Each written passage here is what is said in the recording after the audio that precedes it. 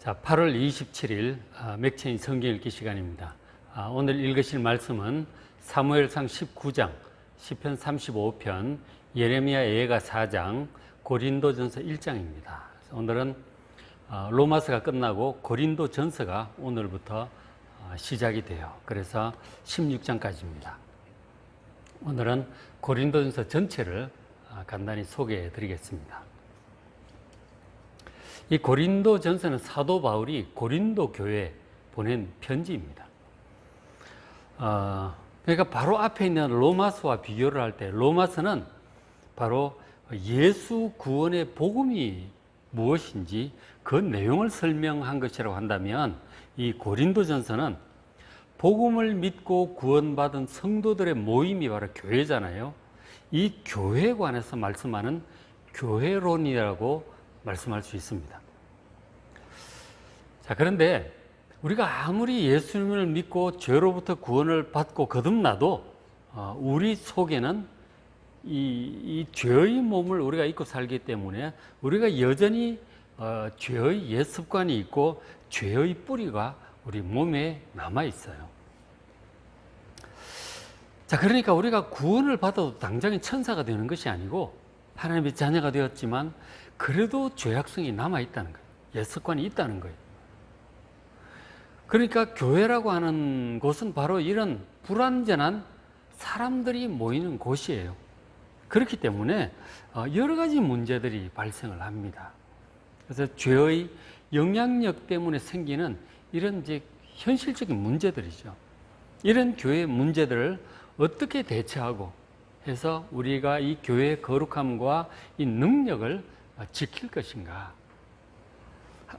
하는 것에 관해서 현실적인 이 문제들을 다루는 교회에서 발생할 수 있는 문제들을 다루어서 서로 하나됨을 잘 지키고 거룩성과 이 능력을 잘 보존할 수 있도록 그렇게 사도 바울이 성령의 감동을 따라 이 교훈한 내용이 바로 이 고린도 전서예요.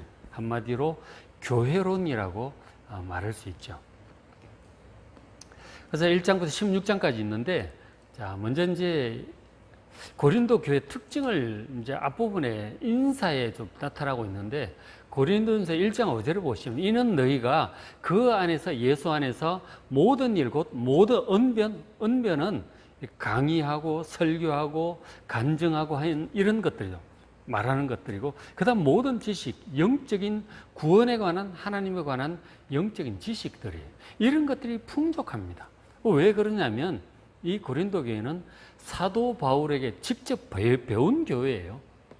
사도 바울이 2차 전도 여행 때 주로 이제 이 그리스 발칸반도 그쪽에서 복음을 전했거든요.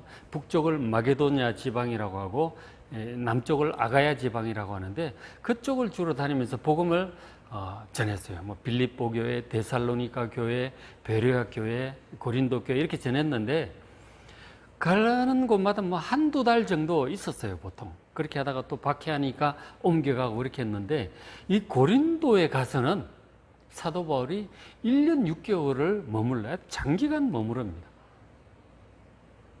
그만큼 복음의 역사가 크게 나타났고 많은 사람들이 예수를 믿게 되었고 또 심한 박해가 있지 않았어요. 그래서 그곳에서 머물면서 새로 예수 믿게 된 그 이방인들에게, 로마인들의 고린도 사람들에게 이 예수 구원의 복음을 자세히 증거했어요. 그래서 이 특별히 고린도 교인들은 사도 바울에게서 직접 많이 잘 배운 사람들이에요. 그래서 언변과 지식에 풍족합니다. 가장 잘 배운 교회 중에 하나예요. 그리고 이제 또 6절에 보니까 그리스도의 증거가 너희 중에 견고하게 되었어요. 예수님에 관해서 잘 알고 있고, 그 다음 7절에 너희가 모든 은사에 부족함이 없다 하는 것입니다.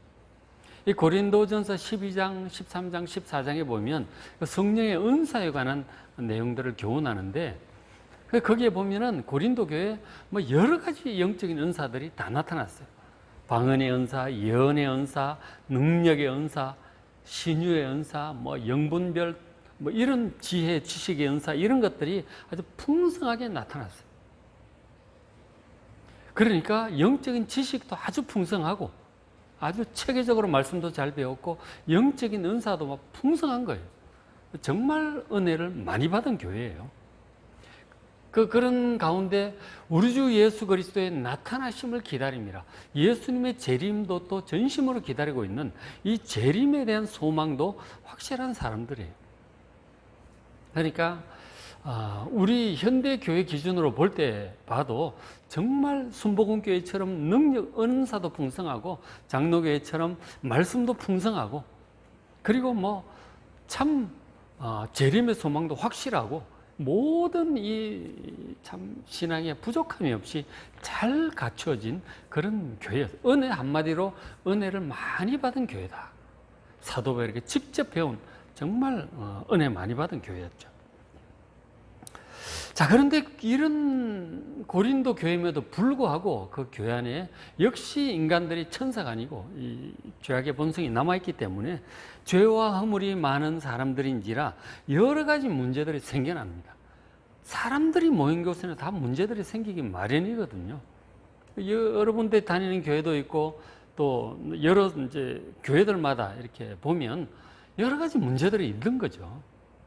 다 생각들이 다르고 관점이 다르고 중요하게 생각하는 것이 다르고 성격도 다르고 이러다 보니까 오해가 생기고 문제들이 자꾸 생기는 거예요. 시끄러워지는 일들이 생긴다는 것입니다. 그래서 이 고린도 교회도 그렇게 은혜를 많이 받았음에도 불구하고 그래서 교회가 흔들릴 지경이 된 거죠. 고린도 교회가 특별히 문제가 있는 것이 아니고 모든 교회가 이렇다 하는 거예요. 어떤 문제들이 나타나냐면 첫째 이제 1장에서 3장까지 내용을 이렇게 보면 이제 교회 안에 분쟁이 생긴 거죠. 1장 11절에 내 형제들아 너희에 대한 말이 내게 들리니 곧 너희 가운데 분쟁이 있다는 것이라. 교회 안에 성도들끼리 분쟁이 생겼어요. 12절에 내가 이것을 말하거니와 너희가 각각 이르되 나는 바울에게 나는 바울파다. 나는 아볼로파다. 아볼로는 바울이 간 다음에 온 2대 목회자죠. 그럼 나는 게바, 베드로예요. 나는 베드로파다. 아니다. 나는 직접 그리스도 직속파다. 파가 자꾸 나눠지는 거예요. 바울이 최고다. 아니다. 아볼로다. 베드로다. 뭐 다 필요 없다. 우린 그리스도다.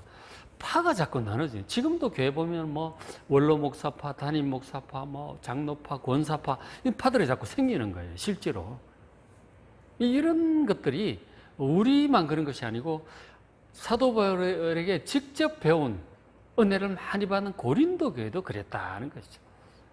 이것은 사람이 어쩔 수 없어요. 유유상종이고 막 이렇게 하다 보니까 교회 안에도 이런 일이 생기는 것입니다. 여러 파가 생기는 거 어떤 분 농담 삼아 그러더라고요. 무슨 교회 안에는 파가 많으냐고. 양파도 있고 쪽파도 있고 대파도 있고 무슨 파가 이렇게 많으냐고 그러는데 어쨌든 이런 안타까운 일이죠. 그래서 분쟁을 하는 거예요. 이런 일들이 우리만 그런 것이 아니고 고린도 교회도 그랬다는 것입니다. 그래서 1장부터 3장까지 사도 바울이 권면한 내용을 보면 분쟁을 거치고 서로 사랑함으로 하나가 되어라 이렇게 권면하는 내용들이에요. 3장 1절에 보면 자 형제들아 내가 신령한 자를 대함과 같이 너에게 말할 수 없어서 육신에게 속한 자에게 대할 수밖에 없다. 곧 그리스도 안에서 어린아이들과 같은 자들. 이 고린도 교인들 그렇다는 거죠. 육신에 속한 자요 그리스도 안에서 어린아이와 같은 자들이라 이렇게 서로 누구 무슨 파 이러면서 서로 사랑하고 용납하고 하나가 되지 못하는 이런 것들에 대해서 안타까움을 가지고 있는 거죠. 참 성도라고 한다면 믿음이 성숙하고 신령한 자들이 되어야 되는 거예요.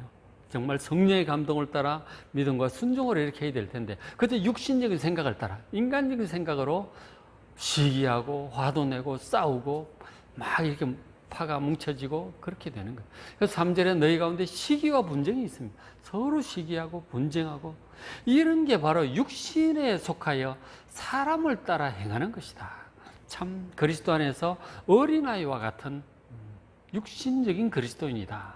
그렇게 책망을 하고 있는 것이죠. 정말 신령한 그리스도인은 뒤에 나오죠. 사랑으로 서로 용납하고 용서하고 사랑하는 이런 그리스도인들이 신령한 사람들이에요.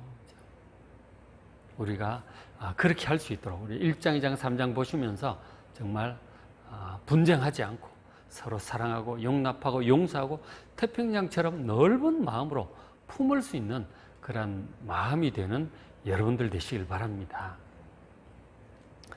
자, 그 다음에 이제 사장을 보시면, 사장에 넘어가면 이 사도의 권위와 가르침에 대해서 이제 말씀을 하는데, 왜냐하면 이 사도 바울을 여러 가지로 비판하고 공격하는 사람들이 많았어요. 사도 바울의 가르침이 마땅치 않다 이거예요. 사도 바울은 뭐 예수님의 직계 제자도 아니고, 뭐 베드로나 요한, 마태처럼 예수님 나중에 이제 돌아가신 다음에 예수 믿은 사람이니까 그게 무슨 사도냐 그런 얘기도 하고, 뭐 아니 좀 2000년 이 구약의 전통이 있는데 참된 그리스도인이 되려면, 하나님의 백성이 되려면 할례도 받고 율법도 지켜야 된다는 이 율법주의자들도 바리새인 출신 그리스도인들이 많았거든요. 그 사도 바울은 그런 거 다 필요 없다, 그렇게 하니까 너무 과격하다 이러면서 비판도 하고, 뭐 여러 가지 하여간 사도 바울을 비판하는 사람들이 많았어요. 그것에 대해서 사도 바울이 얘기를 하는 거예요. 4장 1절에 사람이 마땅히 우리를 그리스도의 일꾼이요 하나님의 비밀을 맡은 자로 여길지어다. 사도 바울은 정말 진실한 그리스도의 일꾼, 주님이 인정하시는 일꾼이었어요. 그리고 하나님의 비밀을 맡은 사람이에요. 갈라디아서 1장에 보면 주 예수 그리스도의 계시로 말미암아 내가 이것을 여러분들에게 전하고 있는 것입니다, 그렇게 얘기를 해요. 사도 바울은 한마디로 정말 진실한 주님의 종이에요. 주님의 말씀을 정말 정확히 받아서 전한 정말 진실한 사람이었어요. 그래서 사도 바울의 가르침이, 편지가 성경이 되게 하셨잖아요. 정말 바르게 잘 가르친 분, 주님께서 100% 인정한 사람이에요. 그래서 지금 그런데도 불구하고 당시에 사도 바울을 비난하고 비판한 사람들 굉장히 많았다. 잘못된 가르침이다, 참된 사도가 아니다, 그렇게 얘기를 하는 거예요. 그 사도 바울이 그렇지 않다 스스로 지금 얘기를 하고 있습니다. 진실한 그리스도의 일꾼이고 하나님의 비밀을 맡아서 제대로 가르쳐준 사람이에요. 3절에 너희에게나 다른 사람에게나 판단받는 것 별로나 신경 안 쓴다, 뭐 신경 안 쓰는데, 문제는 그것 때문에 사람들이 사도 바울의 가르침을 안 믿을까 봐 그게 걱정이 되죠. 안 믿으면, 주님의 가르침을 받지 못하면 구원받지 못하는 것이죠. 그게 걱정이죠. 4절에 내가 자책할 아무것도 깨닫지 못한다. 나는 주님 보시기에 잘못한 것이 없다. 가르치는 것도 좀 올바르게 난 가르쳤다. 이로 말미암아 그러나 내가 스스로 의롭다함을 얻지 못하고 나를 판단하실 이는 주님이시다. 주님께서 나를 판단하시겠지만 내가 자책할 것이 별로 없다고 생각한다. 그렇게 내가 정말 진실한 그리스도의 일꾼이고 하나님의 비밀을 맡은 자가 맞으니까 내가 전하고 가르치는 이 말씀을 정말 구원의 길로 알고 잘 믿고 따르길 바란다고 지금 자신의 사도로서의 권위와 바른 가르침을 다시 한번 말씀하고, 사람들 흔들리지 않도록, 다른 잘못된 가르침에 현혹되지 않도록, 거짓 선지자, 거짓 교사의 가르침을 따라가지 않도록 주의하라고, 자기가 바른 사도라고 다시 한번 얘기를 하고 있습니다. 그런데 그것이 맞죠. 예수님께서 사도 바울의 가르침을 전부 바른 가르침으로 인정하셨고 추인하셨고, 그래서 지금 사도 바울이 가르쳤던 썼던 모든 편지가 바로 성경이 되게 하신 거예요. 우리가 주님 말씀과 동등하게 성령의 감동으로 된 말씀으로 이렇게 받아들이도록 우리에게 말씀하시는 거예요. 여러분, 가르침을 그대로 주님의 말씀처럼 믿고 순종하시길 바랍니다. 아주 중요한 가르침입니다. 그 다음에 이제 5장부터 7장까지는 교회의 거룩함에 대해서, 거룩함을 지키라고, 우리 성도의 거룩함, 교회의 거룩함을 지키라고 말씀합니다. 우리가 사랑에 대해서 많이 말씀하는데 정말 중요한 가르침 중에 하나, 사랑 못지않게 중요한 게 거룩함이에요. 경건함. 자, 5장부터 7장까지 그런 내용인데, 이제 5장 11절 보시면 한 구절만, 이제 내가 너에게 쓴 것은 만일 어떤 형제라 일컫는 자, 그리스도인이라고 하는데 음행을 한다든지 간음을 하고, 더 나아가서 동성애를 하고, 다 음행이죠. 주님께서 십계명에 간음하지 말라고 그러셨잖아요. 그것은 다 죄악입니다. 그런 것을 한다, 탐욕을 부린다든지, 우상숭배를 한다든지, 모욕한다든지, 술 취한다든지, 속여 빼앗고 사기친다든지, 그런 자들은 사귀지도 말고 함께 먹지도 말라, 이렇게 왜냐하면 교회의 거룩성을 더럽히는 자들이. 그래서 교회에 치리를 하게 되죠. 저런 사람들은 수찬 정지를 하고 치리를 하게 됩니다. 어쨌든 중요한 것은 교회의 거룩함을 지켜야 되고 우리 각자 개인적으로도 세상의 죄에 물들지 않도록 거룩하고 경건하게 잘 살아가야 우리의 믿음이 정말 능력이 나타나고 큰 은혜가 나타나고 신령한 자로 성장해 갈 줄로 믿습니다. 거룩함을 잘 지키시길 바랍니다. 그 다음에 8장부터 10장을 대략 나눈 거예요. 대략. 자, 8장부터 10장까지 내용은 바로 사랑이에요. 그렇죠? 하나님을 사랑하고 이웃을 사랑하라고 하는 그런 내용이 이제 많이 나옵니다. 자, 10장 31절 보시면 그런즉 너희가 먹든지 마시든지 무엇을 하든지 다 하나님의 영광을 위하여 하라. 우리가 무엇을 하든 육신적인 이 먹는 것조차도 하나님의 영광을 위해서 하나님을 사랑하는 마음으로 하나님을 경외하는 마음으로 하라고 하는 하나님 중심, 하나님 사랑의 마음으로 뭐든지 그렇게 하라고 말씀을 하셨어요. 그렇죠? 예배뿐만 아니고 이 성경 공부뿐만 아니고 모든 직장 생활이나 가정에서 하시는 일들까지 다 포함해서 하나님의 영광을 위하여 하나님의 사랑함으로 하시는 여러분 되시길 바랍니다. 그리고 33절에는 나와 같이 모든 일에 모든 사람을 기쁘게 하여 자신의 유익을 구하지 아니하고 많은 사람의 유익을 구하여 그들로 구원을 받게 하라. 그렇게 말씀해요. 그러니까 우리가 어떤 일들을 할 때 사람들은 기본적으로 이기적이에요. 자기의 기쁨을 위해서, 자기의 유익을 위해서 합니다. 본능적으로 그래요. 그런데 사도 바울이 권하기를 자기 유익을 구하지 말고 그렇게 이기적으로 하지 말고 다른 사람들의 유익, 많은 사람, 다른 사람들의 유익, 이타적인 마음으로 섬기라고 하는 거예요. 이것은 참 사람 본성 속에 없어요. 정말 예수 믿고 구원받고 거듭난 사람이 할 수 있는 거예요. 내가 주님께로부터 큰 은혜를 받았으니 나도 섬기겠다. 하나님께서 그렇게 하라고 하시니 주님 명령이시니 나도 나의 유익을 중심으로 이기적으로 하지 않고 다른 사람들을 섬기는 삶을 살라고 그렇게 말씀합니다. 바로 사랑이죠. 하나님 사랑, 이웃 사랑으로 살아가시길 바랍니다. 그것도 보시고. 그 다음에 이제 11장부터 14장은 공중 예배의 문제들을 다루고 있어요. 성찬식의 문제라든지 성찬식을 잘 하라고. 그럼 성령의 은사가 그때 많았다 그랬잖아요. 방언하고 통역하고 예언하고 신유의 은사를 하고 이랬는데 그게 공중 예배 때 막 방언을 하고 막 이러니까 막 예배가 소란스러워지는 거죠. 근데 그런 것들에 대해서 방언과 통역과 예언의 은사 이런 것들을 어떻게 질서 있게 잘 공중으로 예배로 모였을 때 그걸 잘 질서 있게 사용을 하라고 그렇게 가르쳐주고 있습니다. 예배에 질서가 있어야 된다 하는 것이죠. 무질서하면 안 되는 것이죠. 그런 얘기들 또 그런 얘기도 있어요. 여자가 머리에 뭔가를 쓰고 예배를 드리는 그런 문제가 있습니다. 그래서 이제 머리에 쓰는 것 대신 긴 머리를 주셨다. 또 그런 말씀도 있어요. 한번 보시길 바랍니다. 공정 예배 문제. 자, 그다음 15장이 부활장이라고 표현을 하는데 고린도 교회에 이 부활에 대한 믿음을 흔드는 자들이 있었던 것 같아요. 부활은 이미 지나갔다. 예수님의 부활이라고 하는 것은 예수님이 실제로 육체적으로 이렇게 다시 살아났다는 뜻이 아니라 그 정신이 예수님의 가르침, 예수님의 정신이 우리 속에 살아났다. 그게 부활이다. 그렇게 가르치는 거죠. 그럴듯하죠? 그러나 그 말은 예수님의 육체적인 부활을 믿지 않는다는 얘기죠. 여러분 사도신경 하시잖아요. 몸의 부활을 믿습니다. 그렇게 고백하죠. 몸의 부활이라니까요. 예수님이 실제로 못 박혀 죽으셨고 그 죽은 그 몸이 다시 살아난 거라고요. 근데 예수님 살아났을 때 제자들이 믿지를 못합니다. 이게 무슨 영인가 그렇게 생각을 해요. 근데 예수님께서 날 만져봐라 그래요. 근데 손가락을 이렇게 구멍 뚫린 손가락을 만져보라고 그러시는 거예요. 옆구리 걷어 보이시면서 만져봐라. 참 찔린 자고. 예수님 맞아요. 십자가에 못 박힌 그분이 육체로 살아났다니까요. 그 육체의 부활을 여러분 이것은 우리 기독교 신앙의 핵심입니다.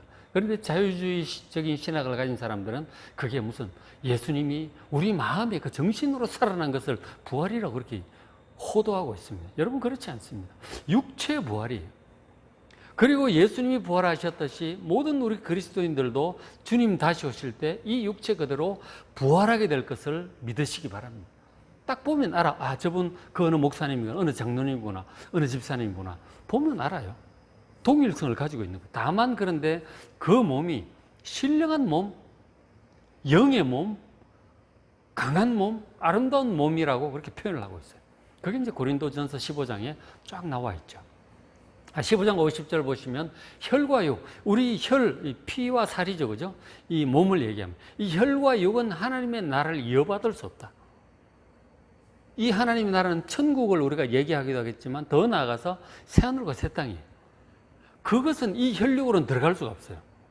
부활의 몸으로 변화되어야 됩니다. 썩는 것, 이 몸은 썩을 몸이에요. 언젠가는 썩습니다. 썩지 아니하는 이 천국과 새하늘과 새 땅을 유업으로 받을 수 없어요. 그래서 이 몸이 반드시 변화가 되어야 되는 것이죠. 그래서 죽은 사람은 살아날 때 부활의 몸으로 이렇게 살아납니다.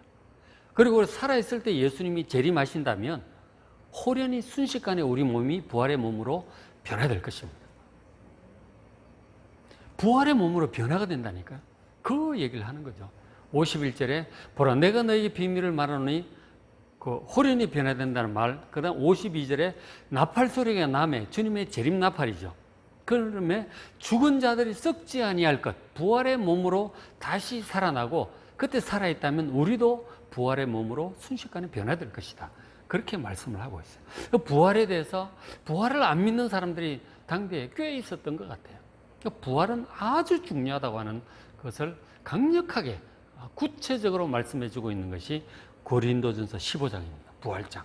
굉장히 중요하죠. 그 다음에 이제 마지막 장 16장은 연보에 관한 문제와 문안인사의 마지막 장이니까 연보 헌금인데 이것은 특별히 이제 당시에 어떤 헌금이었느냐면 그 모든 교회, 모교회가 이스라엘에 있는 예루살렘 교회잖아요. 그 예루살렘 큰 기근이 들어가지고 예루살렘 성도들이 굶어 죽을 정도의 어려움에 처하게 되었어요. 그래서 사도 바울이 로마 지역을 다니면서 복음을 전하면서 그 예루살렘 교회의 딱한 사정을 얘기를 했어요. 그랬더니 이방인 교회들이 빌립보 교회나 데살로니가 교회, 고린도 교회 이런 교회들이 헌금을 이렇게 모금을 한 거죠. 연보를 모아서. 왜? 저 예루살렘 교회 성도를 도와주려고. 그래서 16장 1절에 성도를 위하는 연보에 관하여는 내가 갈라디아 교회들에게 명한 것 같이 너희도 그렇게 하라. 어떻게? 2절에 매주 첫날에, 이 매주 첫날이 무슨 날인 줄 아세요? 주일을 얘기하는 거예요. 지금 우리 주일이 일요일이 매주 첫날입니다. 그때 모여서 예배를 드린 거예요. 매주 첫날 주일에 모여서 예배를 드리는데 왜냐하면 주의 마지막 날은 토요일이고 안식이란 말이에요. 그날은 유대인들이 예배를 드리고 그리스도인들은 매주 첫날, 주일날, 일요일날 예배를 드린 것입니다. 그래서 토요일 예배를, 안식일 예배를 드리느냐, 주일 예배를 드리느냐, 그것이 유대인과 그리스도인을 구분짓는 기준이 초대교회 때부터 되었던 거예요. 그래서 안식교라든가 뭐 이런 데서는 자꾸 예배를 토요일날 드려야 된다고 자꾸 얘기를 하는데 이것은 1세기 상황을 몰라서 하는 얘기예요. 주일날, 일요일날 예배를 드린 사람들이 그리스도인이고 토요일날 안식일 예배를 드린 사람은 유대인들인 것이죠. 사도들도 마찬가지죠. 그렇게 한 거예요. 주일날 그렇게 예배를 드린 것입니다. 그것을 서기 313 콘스탄티누스 황제가 바꿨다는 도 자꾸 그런 얘기하는데 그런데 현혹되지 마시고 주일날 여러분 예배를 잘 드리시고 주일을 거룩하게 지키시기 바랍니다. 매주 첫날 예배를 드리는데 너희 각 사람이 수입에 따라 모아두어서 수입이 많은 사람은 헌금도 좀 많이 하고 적은 사람은 적게 하고 이렇게 하죠. 모아두어서 내가 이럴 때에 너희가 지금 사도 바울이 쭉 거쳐서 고린도로 갈 거란 말이에요.